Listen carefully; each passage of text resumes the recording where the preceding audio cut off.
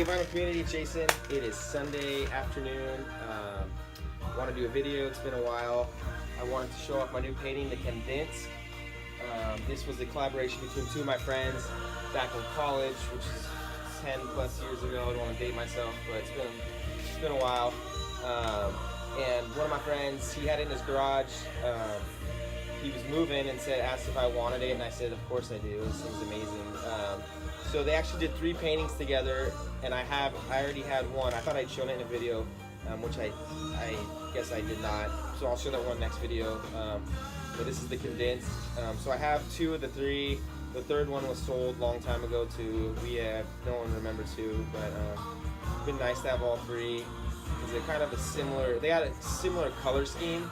They're definitely all different, but I love this. So yeah, this is hanging up in our guest room. But for today, it's going to be here in the garage for a little visual backdrop. Yeah, so there's that.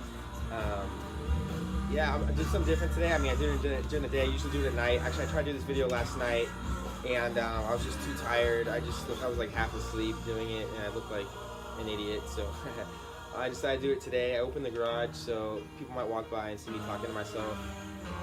So be it. I'm the crazy neighbor, I guess. But yeah, so I want to do a video today. I got a few records. I got a bunch of records. It's about time, and came across a pretty fat collection yesterday. And as well, I'm going to a sale next weekend. I'm expecting to pick up a lot of records, so kind of wanted to clear all these through, get a fresh slate before I start going through all that stuff. And also, I'm gonna kick it off. I got my first vclt from Steve Carlson. So kind, Steve Carlson. I'm sure you guys all know. His channel's great. I mean, it's blown up. He's got so many followers now. I don't know how many. He's up in the 700s, 800s. I have no idea. He's super involved in the VC, always commenting, watching everyone's videos. He watches all my videos, always leaves a comment. I try to keep up with his. I see almost every week. He's got the Sunday morning show, as you guys all know. So he sent me a first VCLT. Really nice of him. He asked me if I had this record, and I don't actually. So he likes that I show a lot of Brazilian stuff, and he's picked up some stuff I've shown, which is great. And he's really into Brazilian music and African music, and I forget, Zamba rock. I can't remember the name of the genre, but it's like the Zambian psych rock. So great guy. So I'll show the record. Caetano Veloso, and this is the Third Man records. This is my first Third Man actually pressing I have. I don't have any Third Man stuff. I don't have any White Stripes. I wish I did, but I don't. I listened to it. Sounds great. This was his first solo album. He did an album with his cousin Gal Costa a couple years before this. So he did these 2 in '69. This one and the other one I have is the White Album, and they're both great. This is kind of like, it's not as trippy as the cover looks, but it is. I mean, it's kind of a trippy folk. I mean, it's Tropicalia, but it's very kind of folky, I would say, most of the songs. With, a little bit of fuzz guitar, and obviously there's some songs that are a little more kind of psych-leaning than others. But yeah, super thanks, Steve. I really appreciate it. Glad to add this to the collection. Next one I want to show, this is, actually, I want to show this one first. If you're listening to it,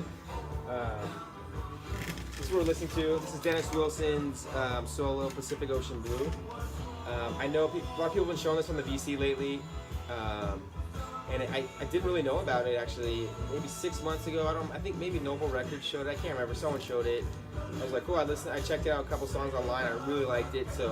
But I didn't want to pay the $40 or whatever it goes for online.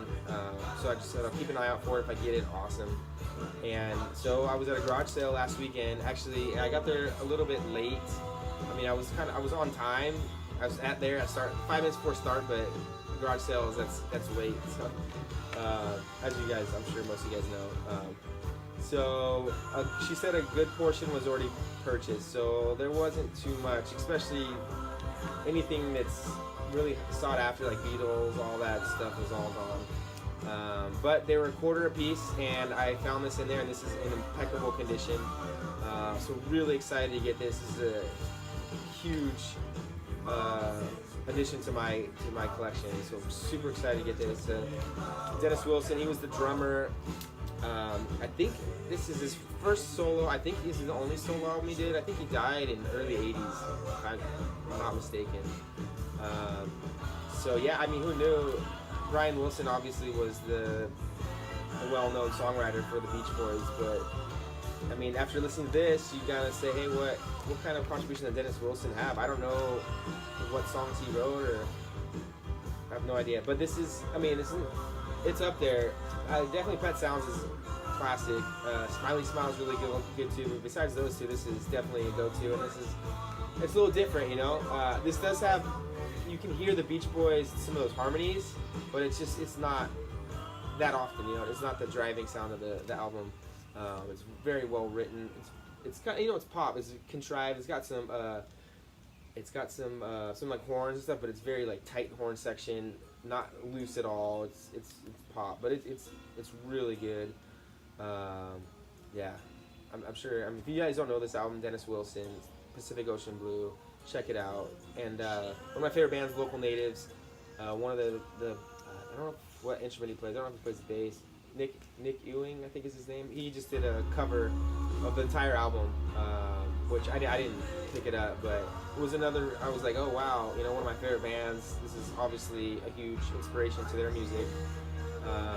So then I kind of solidified. I gotta get a copy of it, and maybe I willed it into existence because I just started thinking about this maybe a month ago. Like, man, I really want to get a copy. And 25 cents later, it's in my collection.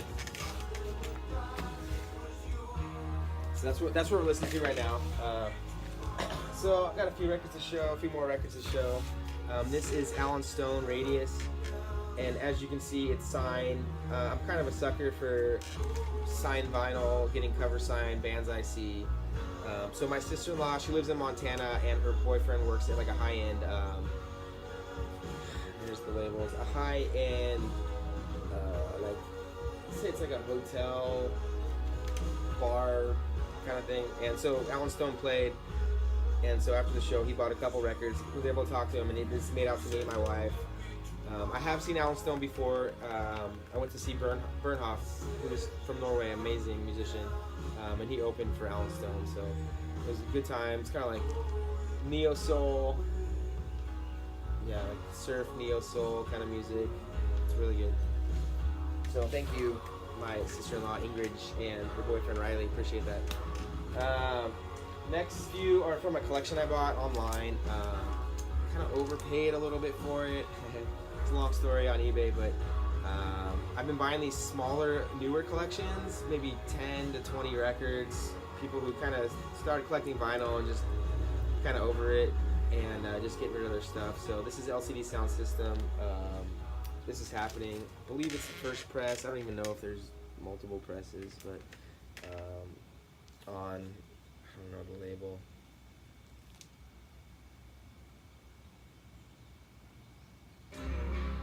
DFA Records. So there was a couple LCD. I'm not a huge LCD person, but a couple of their bigger songs are on here, and it's kind of, you know, it's pretty dancey. My wife really likes it, so I mean, it's a fun listen. You throw it on a Saturday night or something, get something a little bit, kind of get the blood moving. Yeah, this is a good one to have. So stoked to get that. Kind of another one in the same kind of boat. This is Daft Punk, Random Access Memories. Same thing. I mean, it's kind of like in the vein of, you know, like Kraftwerk, electronic pop, I guess you'd call it. I don't know, rocky. It's good. I like it. Nothing like mind blowing, but it's, you know, it's fun on like a weekend night when you just kind of want to turn it up a little bit. You know, it's a little funner, lighter album. Yeah, so super stoked to get this. This is on Columbia. This is a UK press. I don't even know if they pressed this in the US or not. I don't think they did. So this is a European press. I don't know if it's just Euro in general or a certain country. I think it's just Euro. But yeah, super stoked to get that. So a couple of the other records I got from the same collection. Kind of more of the reason why I bought the collection was this is the Black Keys. This is the Big Come Up, and this is not the original press. This is kind of like bubblegum pink on Alive Records. I definitely want to get the original. I mean, I want all the Black Keys back catalog, the first 5 albums are all really solid.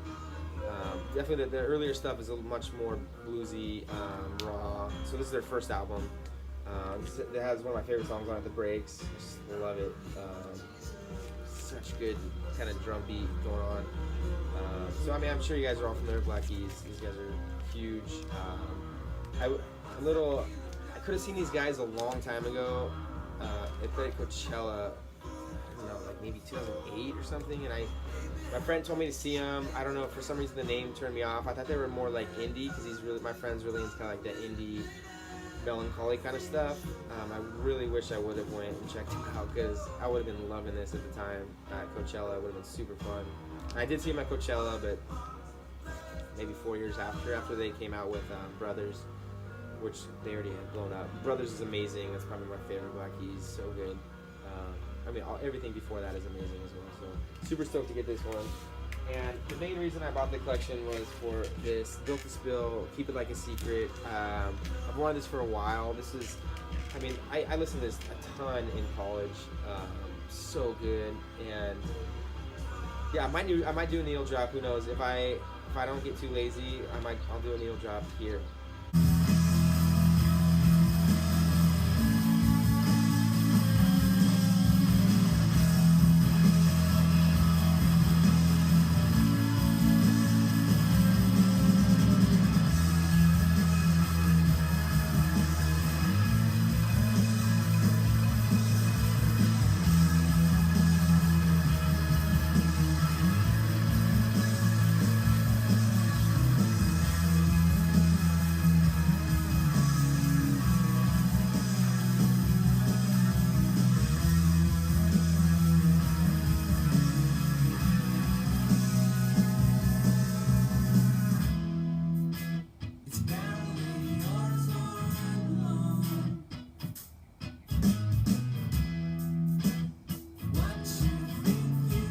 Lazy, there was no needle drop, and that was just me making a face.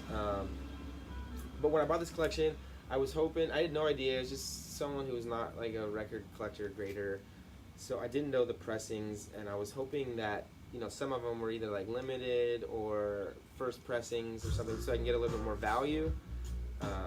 But it turns out they were not. These are all kind of reissues, so definitely still looking for the first press of this, but it's still nice to have, I mean, a copy. I put this on, it's been a while where I put on a record and I just instantly got goosebumps. It totally reminds me of being in college, and there's a song on here, it's one of my favorite songs ever, which is, if I did do a needle drop before, that's the song I would have played, Time Warp. So yeah, Built to Spill, their album before this I want to get as well, I forget the name of it, but the one right before this is also amazing. So yeah, super stoked to get that. So that was that collection. There's probably 12, 13 records, and I ended up keeping 4. The other ones I sold, or I'm in the process of selling. So the next few records are from, I watched Fred Bigstar's channel, and I mean, I know he was on a hiatus for a while when I was really heavy into listening or watching videos, when I had a lot more free time. Now that my son was either not born or younger, now he's a lot more active, and I don't have as much time to kind of keep up with the VC. But I started watching his videos again recently, or more actively watching him, and he shows just some amazing videos. And he had a video where he went to Paris, and I collect a lot of Brazilian music, but I've always kind of wanted to get into French music too. I know that there's a lot of good stuff. I have no idea I don't even know where to start, So it was one of those videos. It's been a long time where I watched the video where I actually was like taking notes and like rewinding it and writing down names and going immediately checking YouTube, and then I Spotify, and then come back and it was insane. I was just so much good stuff he showed on there. Not all of it really stuff I'm really into, but there was a bunch of just really awesome stuff. So this is one of the ones he showed when he went to France. I think it was France, and he stayed with a guy who collects records, and he gave him this record, and he called it his cheap heat. This is definitely a super cheap record. I paid, I think, less than $5 for it online in like really clean condition. It's kind of big band. This is on Capitol. it's like big band, but it's super funky. It's really I don't know. I like kind of like groovy jazz more. It has to either be like groovier or a little bit more avant-garde kind of, but not too free out there. That's kind of like my sweet spot. Not that I don't like other stuff as well, but it kind of just gets me. It's my I don't know what you call it, my guilty pleasure. There you go. But yeah, Pat Williams, Threshold, and I think he won a Grammy for this, I want to say. But yeah, if you see this, and I've never seen it in the wild, I definitely pick it up. And if you want to buy it online, I mean, $5. It's for me. If I see a record that I think is awesome or have any interest in it, and it's $5, I'm buying it right there. There's no way, there's no reason not to buy it for $5. I mean, plus shipping, it's another $5. But yeah, super stoked to get this. So he showed this one, and I bought this one, and one of the reasons was this was the same seller, since I'm paying for the shipping anyway, and this one was less than 10. This is the promo on Muse. This is Phil Woods, Musique, the Voice, and when I was checking out that Pat Williams record online, I was just kind of skimmed through the comments on YouTube, and someone kind of mentioned it sounded like a Phil Woods record, so I went and checked out Phil Woods. I didn't like everything, but there's two other of his records I really want to get, and it doesn't cost that much. It's like $20, but I'm just kind of poking around, see if I can get it for maybe a little cheaper on eBay or something. But I did buy this one, and this is good.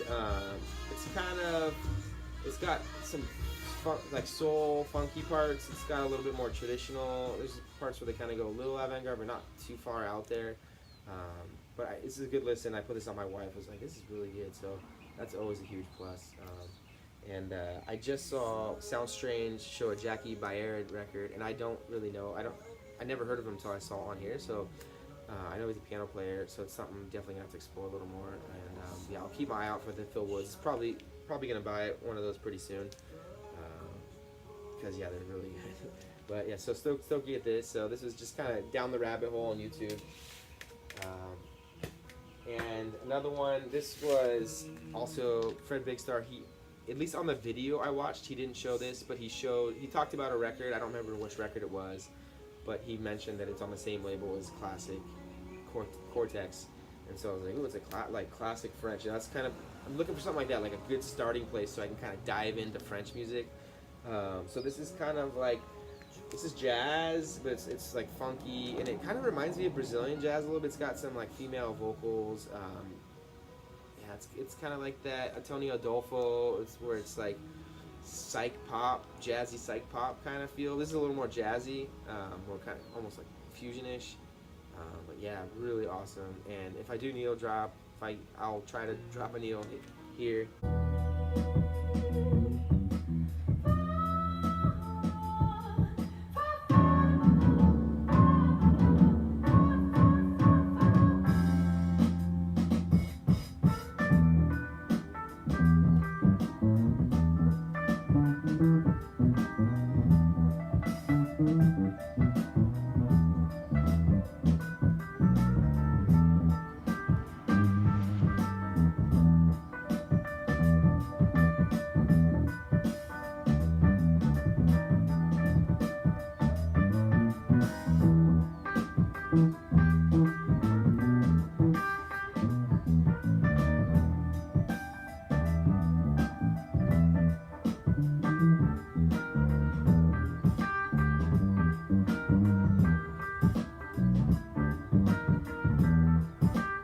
Too lazy, I just made another face. So yeah, this is super stoked to get this. So Fred Bigstar, and I watched another one of his videos, and there's so much stuff. Like, he's gonna get me in trouble with my wallet watching all his videos. Maybe I should take a break for a little bit, because yeah, I love going down that rabbit hole. It wasn't him, but I was down a Brazilian rabbit hole a few weeks ago at work, and I was like, man, I just spending so much time just going from one band to the next. All this stuff I'd never heard, it was just blowing my mind. And sometimes you just get stuck in those holes, you know. All it takes is one. So this is a good starting point for me. I'm gonna kind of see French-wise what is kind of relates to this is on this kind of level, but this original goes for just stupid money. So I bought like I think it's 18 repress or 15 or a recent repress on, I think it's Trad Vibe Records. So I know there was one that was a little more expensive in the early 2000s, I believe, where they kind of, I was reading comments, it's a better pressing, but it was probably another 10 or 15 more than this, which is not too much, but no one had it in the US, so then you're at, you add another like 20 bucks in shipping. It was just, I didn't want to pay 50 bucks for a repress, so I ended up going with this one, which cost me like less than 20, and the shipping was 4 bucks, so much cheaper. But it's so good. I really, really enjoyed this a lot. Next one, this is the Antlers Burst Apart, yes. Antlers got a bunch of good music, and I've seen them live, but this is the one album I'm really familiar with, and my wife's a huge fan, so let me flip the record real quick. Alright, as I was saying, the Antlers Burst Apart, yeah, it's like indie, but it's super mellow, very chill, like slow pace, like slow, like just. My wife says it's her music that she likes to listen to on the airplane to relax her. If that has any recommendation or any kind of point of reference, I guess. And this could easily, I guess, go on the vinyl tag, records to fall asleep or music to fall asleep to. It's probably would have been on there if I had more than one choice. But this is really good, and I don't think they ever repressed it. So, and they had it in the record store. I go into a record store to buy some like sleeves and stuff, and I try to look for records at this place. I don't go to a lot of record stores just because there's not a lot of good ones around me. And this record store in Costa Mesa, they don't really have used records. It's only new records. And I went there a lot when I first started collecting because I was buying a lot of like newer stuff, and now that I have a lot of the newer stuff I want already, and you can kind of get it cheaper online anyway. So I go all the way there and only spend like a couple bucks on sleeves. So I always look for something. A lot of times they don't have all the records I'm looking for. So, but I did have this, so I was super stoked to get this, and it was super cheap. I mean, it was less than 20 bucks. So I pulled the trigger. My wife was super stoked. And maybe I'll do a needle drop.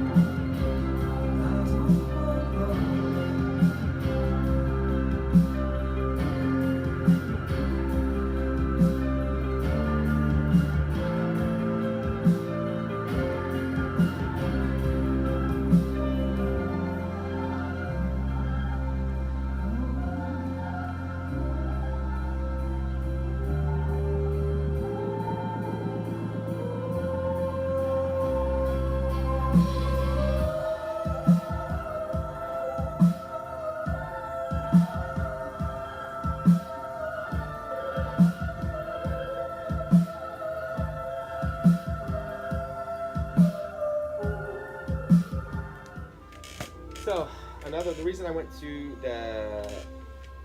the record store was to buy some 10-inch protective stuff, some sleeves and an outer sleeve. So this is Radiohead Kid A.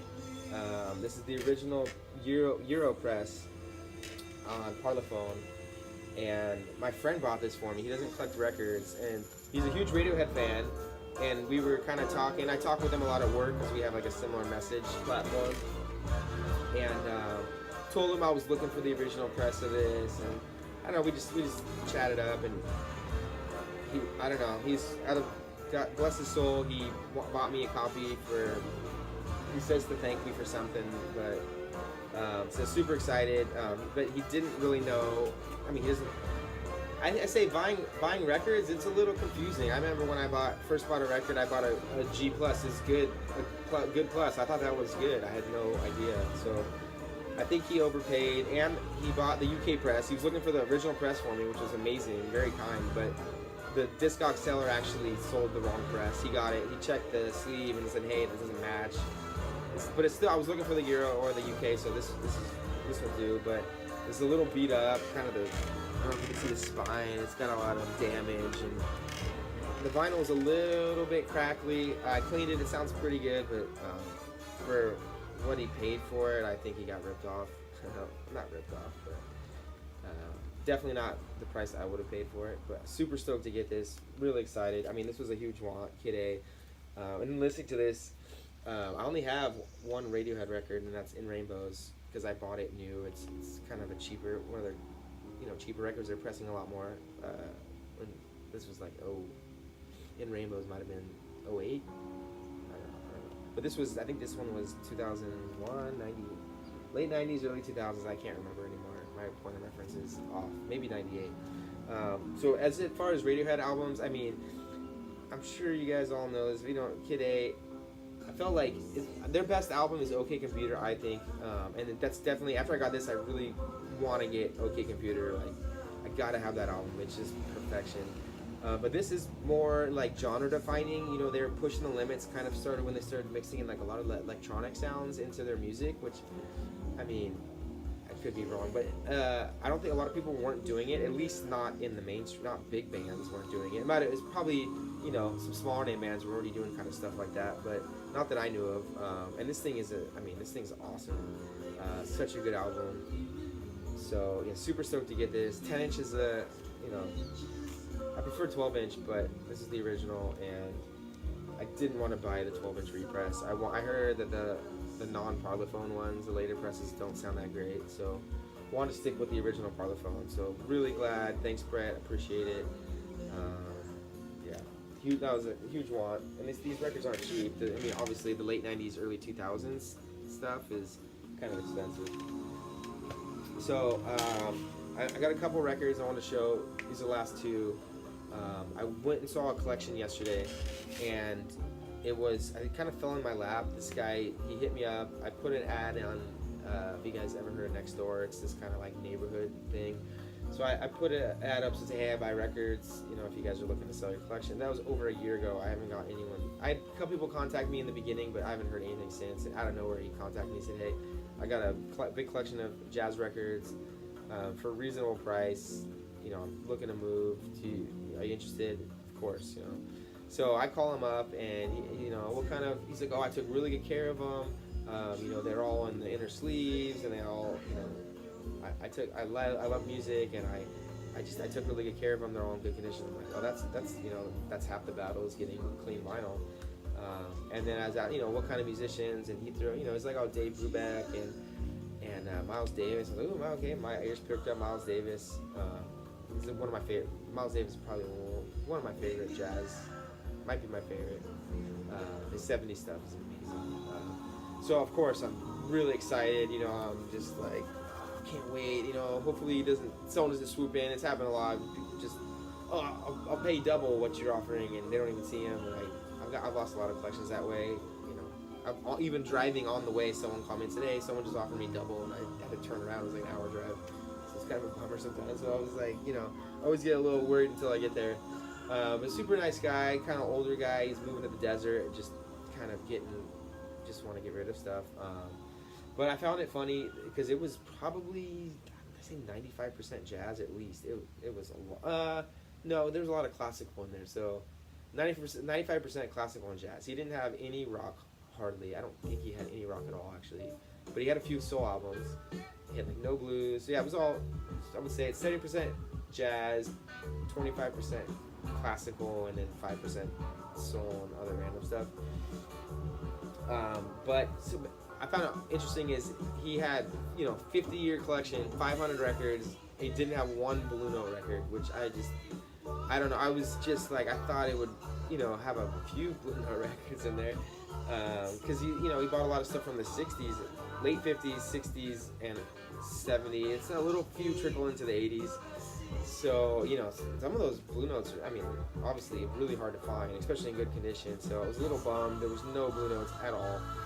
And I started talking to him, throwing out, I was looking, throwing out Lee Morgan, all, you know, he's like, oh yeah, so he knew all the albums and stuff, but he just didn't have it, didn't buy any of them, I guess. But so I just want to show a couple that I've listened to. I have a ton. Like, he had like 15 Miles Davis records, all like first press.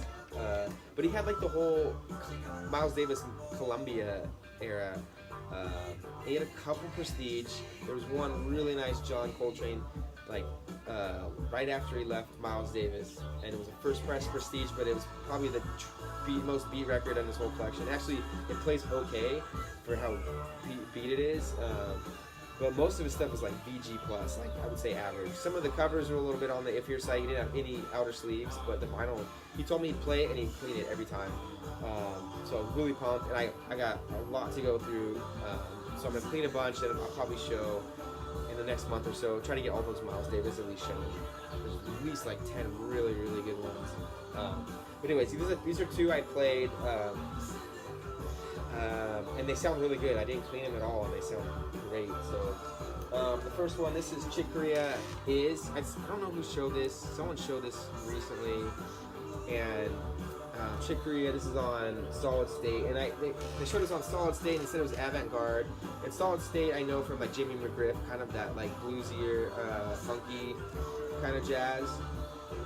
And so I was really interested. And this is avant-garde. It's not free jazz, as in, I consider free jazz as kind of like very free jazz, for at least for how I interpret it, is free jazz. This has like a lot of space, you know. It's not like constant. There's like kind of notes, and then it just kind of like nothing, and then I don't know.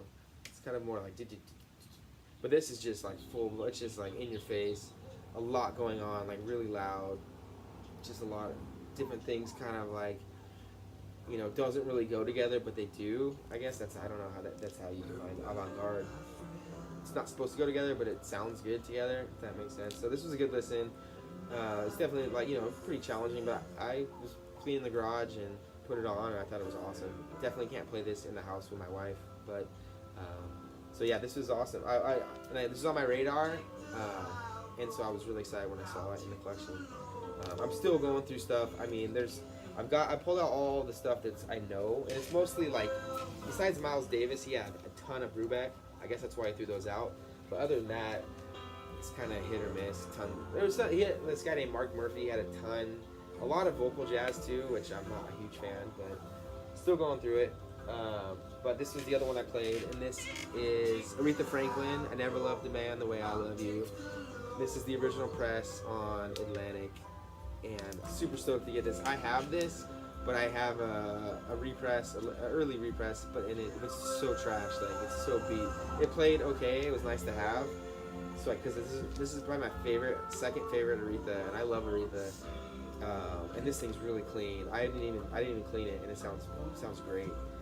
So I'll give it a clean, but really excited to finally have a really nice copy of this. Super stoked on that. So yeah, I'm gonna go through the collection still. I got a ton left. So yeah, I just wanted to kind of update.